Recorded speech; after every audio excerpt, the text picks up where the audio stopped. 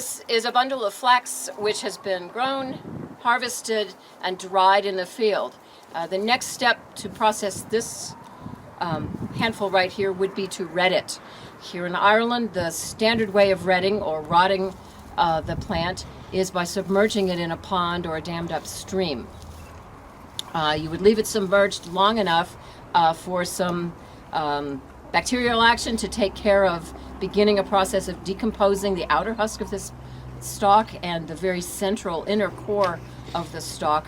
But the fibers themselves, which is the desired end product, are much tougher than the husk or the core, and they don't rot as quickly. So you have this fine line where you have to rot it just enough but not too much.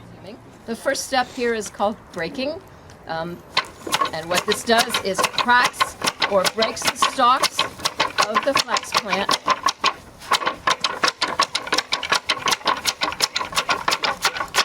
And as you can see, as the stalks are breaking, there begins to be some debris falling to the ground.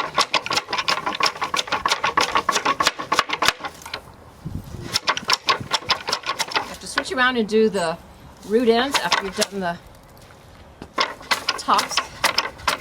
Okay. The second step in the processing of flax is called scutching. So we have a scutching board and a scutching knife. And the purpose of this, or the goal of this step in the process, is to continue to remove the trash, the debris that was still stuck on the stalks, on the fibers, but also to begin the process of loosening the fibers, ungluing the fibers and separating them from each other. And so it's just a process of sort of scraping and pushing like so.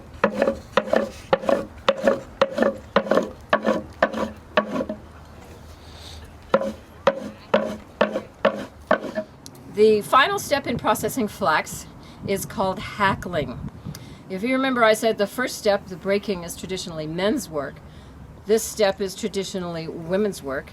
The in-between step, the scutching, kind of catch-all. Everybody helps with that. Children can do that. Anyone can do that. But this is traditionally done by women, and I like to think it's because the step after this is the spinning of these fibers into linen thread, and the women do the spinning.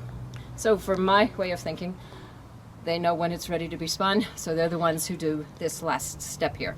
And so the process of hackling will continue cleaning the fibers. We'll also continue the process of separating the fibers from each other. They're kind of glued together within the plant, then the stalk of the plant, and we can't really spin them like that. So I'm going to begin combing the long fibers through the coarser of the two hackles.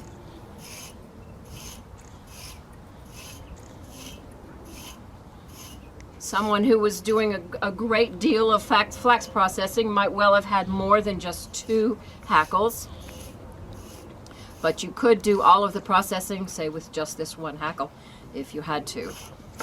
While you're processing these fibers, it's a good idea to keep track of which was the original root end of the plant, and you can pretty well tell that in the bundle. The root end will always be just a little thicker than what was the top end of the plant.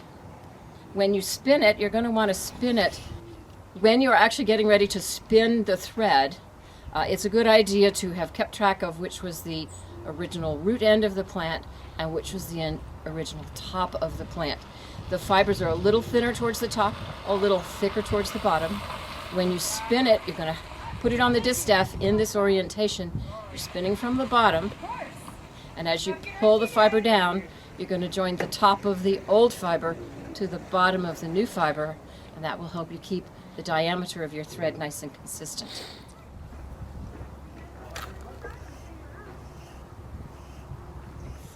And length is what determines the strength of the thread that you're producing.